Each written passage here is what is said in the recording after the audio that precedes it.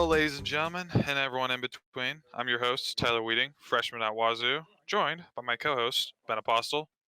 Also a freshman at Wazoo, both attending English 101. Yep, whoop-de-doo. All right, for this podcast, we'll be discussing the writing process, and more specifically, our own processes for creating a piece of writing, how both our own can be similar and different, and how we can adjust or maybe learn a thing or two. Who the hell knows? Now, to start, for past work, from biggest failures to our most proud work, I'll let you start, Ben. Okay, well, I'll start with my biggest writing failure. And when I think of my biggest writing failure, I think of rushed projects or things that had a due date on them that were forced upon me rather than a project that I took over by myself. For example, I can talk about any number of essays that I had to write for English or an honors class that were rushed. Didn't have right information. The whole flow of the essay didn't really click, and it sounded rushed too. It just doesn't flow well. There's a big difference between planned writing and rushed writing, I think. Well, what was your like? What specifically like? Whoa, like, can you recall any like project or writing that you just absolutely hated? Like, was there anyone that just like it was like the biggest failure to you? It can be from elementary school to press. Yeah. Well, let's take English, or we'll take English honors, for example. We had to read a book and then write a synthesis essay on the book for an end project at the end of the year. And one of the biggest reasons that my writing was not good is I was underprepared, and I didn't actually read the book. It usually, I didn't read the book. My Most of my information came from online, so I mean, I, don't- I yeah, it was a lot of made up information, a lot of opinion, which was just not the kind of opinion you want to have in your essay. More of an opinion that's trying to make up for the lack of facts in between. So you were just bullshitting practically. Yeah, basically. Yeah, that's the scope of my unfortunate writing adventure there. But that's I have repeated that process over and over again. It seems like. Well, that's lovely, and I can relate to that. What would you say is your most proud piece of writing? Same rules apply. I'd have to say that my most proud piece of writing is a script that I wrote for a video project, and a lot of people don't think of writing in the way that you're preparing for other projects or how it affects other things. But uh, my best writing comes when it's something that I'm passionate about. It's something that has a value to me, and it's something that I can sit down and plan out and make legitimate than professional. Oh, there you go. Okay. That's actually I didn't expect that. All right, well, my turn now. My worst piece of writing I have to say would probably be a essay that I had to write last semester, first semester of my freshman year. It was for Roots History 105, and I had to talk about any given event that happened prior to 1990 wasn't primarily involved with the US. It can be literally anything. So I decided to I decided to choose the Russian Revolution as it had a huge impact on not only Russia, but the rest of the world. Since it completely changed how Russia worked and the whole government, the whole system, and affected the whole world in a huge way. But I barely did any research. I rushed the essay, and it was just I bullshitted all the way through on the limited information that I studied, and it was just kind of a I just didn't care, and I got a terrible grade on it, which is well deserved. But I hated that class, and I had no motivation. So I mean, I wish I actually did better, but is what it is. But for my most proud work, I'd have to say was my senior year for English, or we called it language arts, and we had to write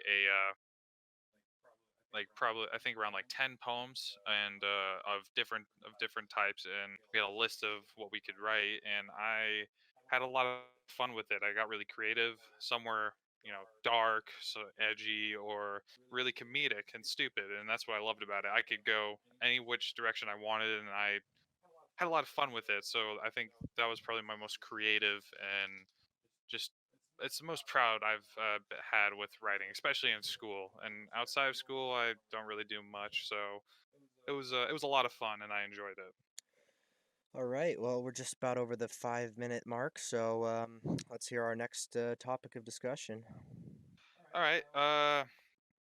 Part 3: growth and lessons learned. Now that we've talked about our best and worst writings, now, uh, what have we learned from it? Like, what have we learned? And not only from our best and worst, but just like the boring pieces of writing that are just like, the simple assignment that we get for our teachers, like a 300-word essay to answer a question. What have we learned from it? And I can go first. I've learned that it's hard to start. It's hard to start those writings sometimes because it's just like you don't see a point with it, and you're just like whatever. So basically, what happens with me is I always end up just bullshitting a lot of time. And sometimes it works and it works out great, but other times it does not. So I've learned that it's better to start on it early, get whatever comes to your mind, put it down, and then revise it, come back later. You uh so then you have something to work with, and maybe something pops up in my mind that I like, oh hey, I can fix that, or I want to add this.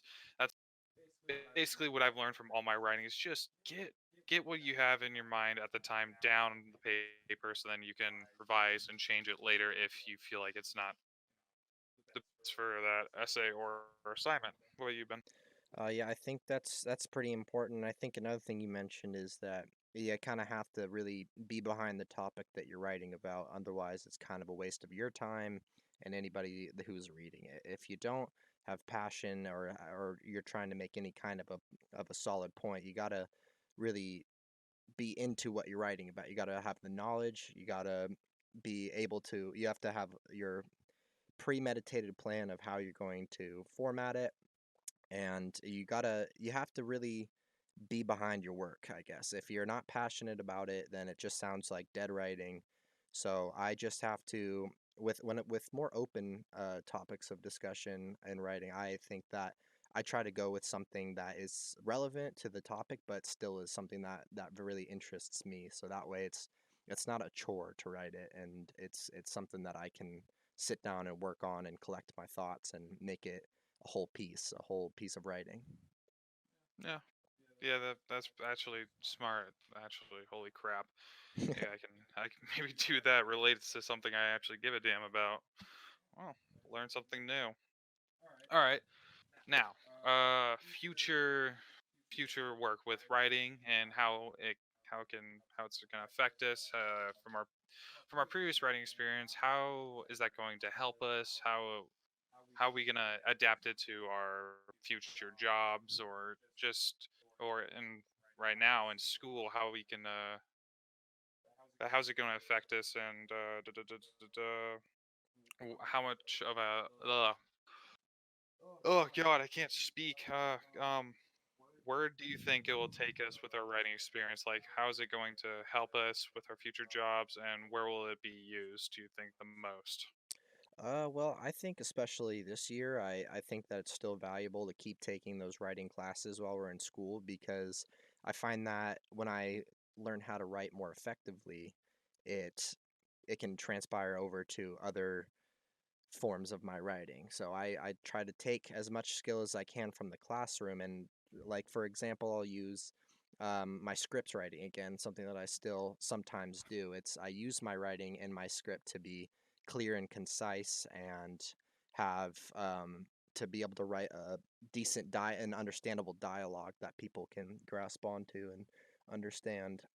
So I think that it's not a waste of time to continue with learning to write better and to keep practicing new techniques of writing because it can be used in almost anything that you want, whether it's your job, writing emails to your boss, or whether it's just something like a personal project. Just being a good writer just helps to be able to get your thoughts written down physically so that you can kind of make it into what you want it to be.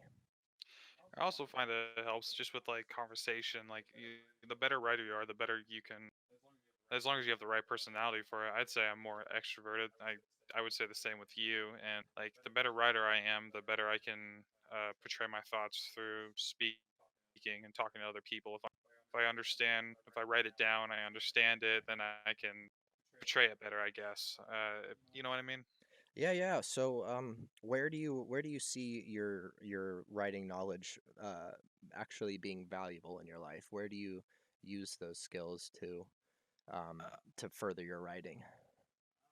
I mean, depending on where I go, I mean, who knows? I might go military. I might just have a normal job. And like you said, with emails especially, you got to be professional and you got to make sure you have correct grammar and you sound professional. And with it, like even if I and also if I'm writing report for whatever, and I got to make sure it's clear, concise, professional, and just well written. And from my previous experiences, what I've learned through from school, it really will help me with that, and I feel like it's underrated. Sure, English classes get a lot of shit because it's like, oh, whoop de doo, I already know how to talk, I know how to write, blah blah blah. But it can really help you in the long run if you pay attention and actually take in what's taught. But I'd say I I get a good amount of information and probably will use it throughout my life.